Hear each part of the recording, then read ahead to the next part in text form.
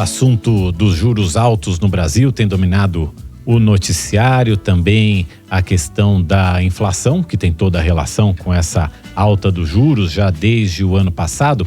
E para falar sobre esse assunto, a gente traz agora aqui ao Nova Manhã o Ricardo Macedo, que é mestre em economia pela Universidade Federal Fluminense e professor de economia e finanças da faixa Faculdades Integradas Hélio Alonso. Professor Ricardo, bom dia, obrigado por estar aqui com a gente. Bom dia, Mauro. É um prazer colaborar com vocês.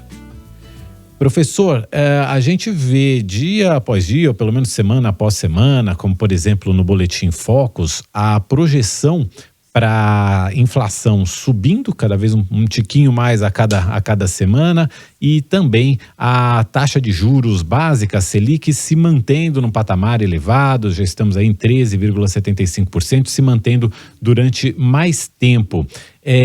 O que é possível fazer para que essa tendência se reverta, professor? Bom, essa é a pergunta de 1 milhão que todo mundo faz, né? O Brasil tem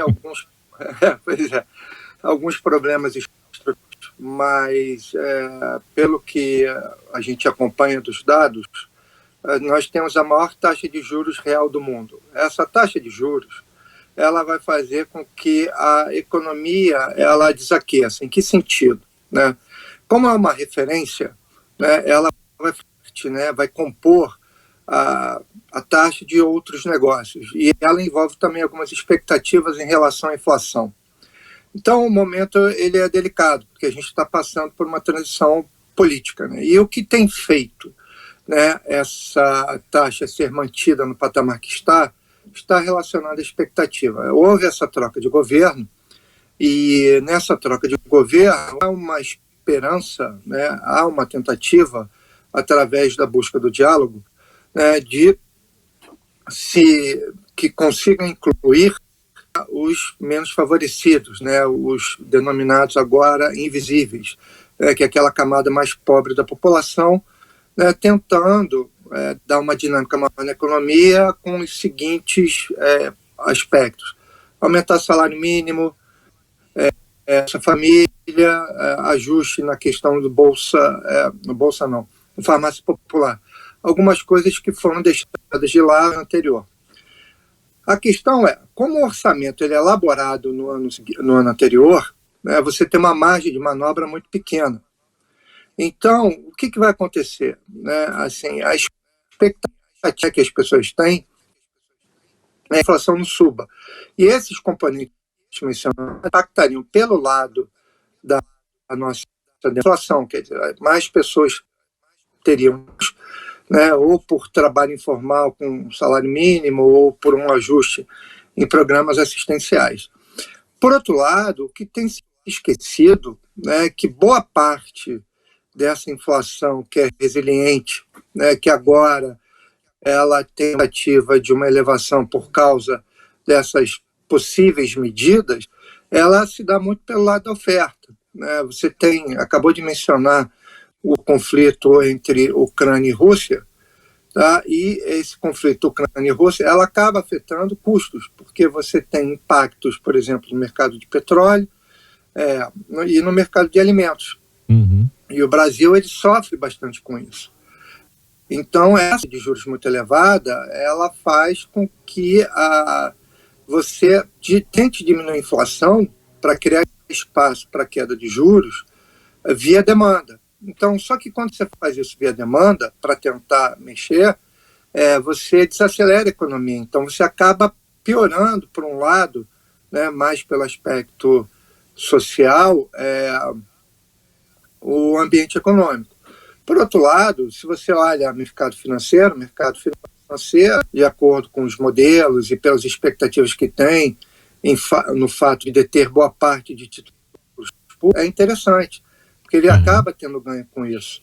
Então você vai ter esse conflito, né, entre segmentos da sociedade que vão falar favoravelmente a favor das ações do Banco Central no que diz respeito à manutenção dessa taxa de juros, que é considerada mais elevada do mundo, E, por outro lado, as questões de um governo que olha para um lado mais social, pelo fato de habitantes, né, pessoas, perderem a capacidade de inserção no mercado. Porque mercado de produtos...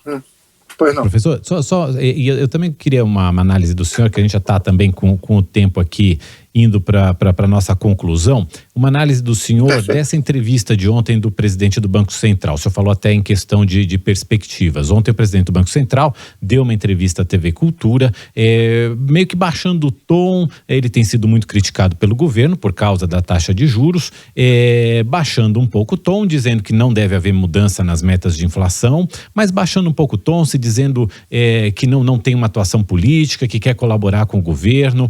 E também ontem, por coincidência, acho que foi o primeiro dia em que o presidente Lula não criticou o presidente do Banco Central. Baixar a temperatura também ajuda nas perspectivas para juros e para inflação? Ajuda bastante. Eu acho que é um momento, como eu já havia mencionado, de transição. Então, como o Banco Central hoje é autônomo, né, você tem na cadeira uma pessoa que foi escolhida pelo governo anterior. A filosofia do governo anterior, a inflação fica aumento dos juros. Então, isso acaba entrando em confronto com a ideia do atual governo.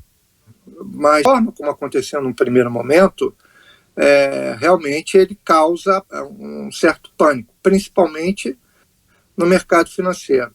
A demonstração de diálogo envolve uma certa política, né? Então, o mandato do Roberto Campos Neto ele termina no meio do ano. Então, ele tem uma missão. A missão dele é controlar a inflação, mas ele só consegue controlar a inflação através do aumento dos juros.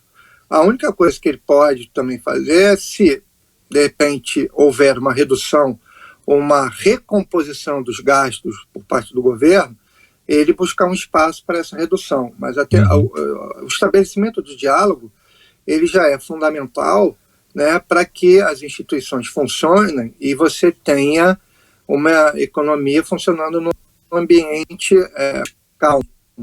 Auxiliar na formação das expectativas. Se continuar brigando, tiver problemas na questão da comunicação, isso vai gerar incerteza na sociedade e você pode modificar esse ambiente, tornando mais recheado com incertezas e complicando uma potencial recuperação.